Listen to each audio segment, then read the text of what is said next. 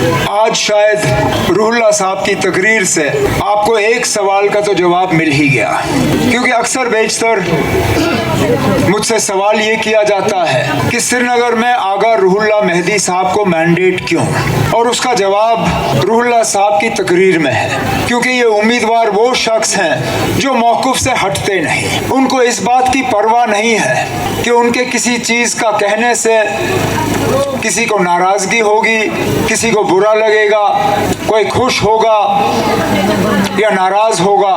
इनके जहन में एक ही बात है कि जो सही है वो सही है, जो मौक़िफ़ है उससे हटना नहीं है। और इंशाअल्लाह जब वो आपके वोटों को लेके यहाँ से जून के पहले हफ्ते में कामयाब होकर आपकी नुमाइंदगी करने के लिए दिल्ली पार्लियामेंट चला जाएगा, तो इसी तरह दमदार और ज़ोरदार तकरीरों में वो आपकी नुमाइंदगी जो है यहाँ से करता रहेगा।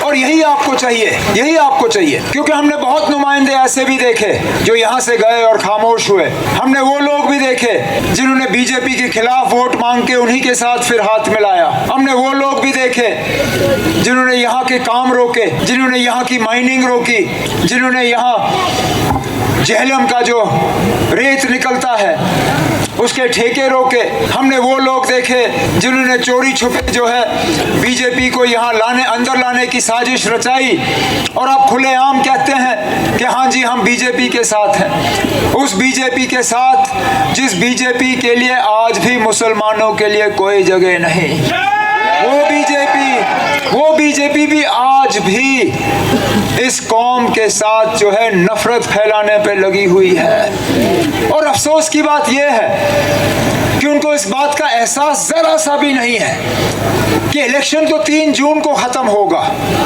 3 जून को इलेक्शन ख़त्म होने के बाद जो 4.5 साल और 5 साल इस मुल्क को चलना होगा, कैसे चलोगे इस तरह नफरत फैला के?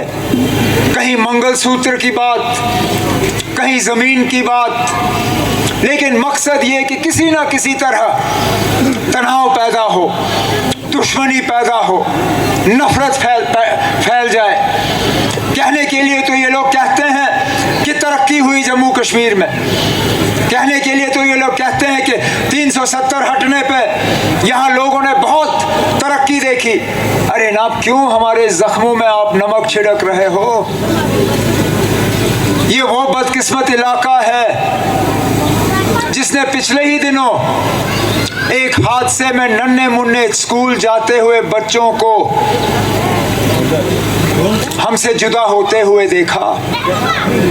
कुछ उनमें से आज भी नहीं मिले जिनको उनके माँ बाप जो हैं सही तरीके से दफन कर पाए।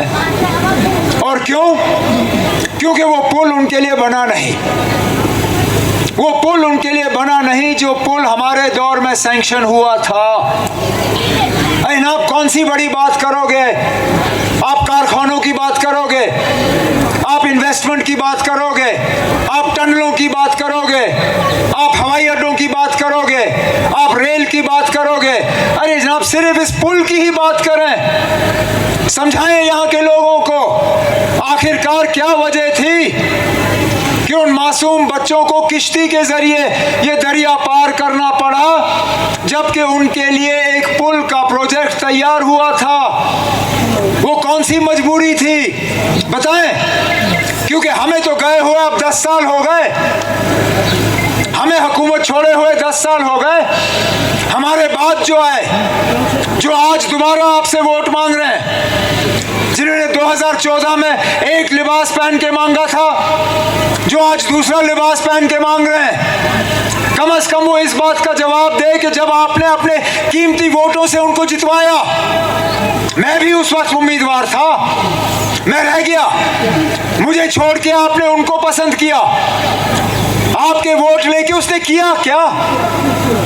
क्या फायदा किया आपके लिए उसने? यहाँ की माइनिंग अगर बंद हुई तो उनके दौर में बंद हुई। अगर वो पुल का प्रोजेक्ट रुका तो उनके दौर में रुका। अगर यहाँ प्रॉपर्टी टैक्स लगना शुरू हुआ बदामी बाग कंटोनमेंट एरिया में, जहां इस शहर में और कहीं नहीं लगता, कहीं नहीं, मां सिवाय इस इलाके में, इनके दौर में यह सिलसिला शुरू हुआ।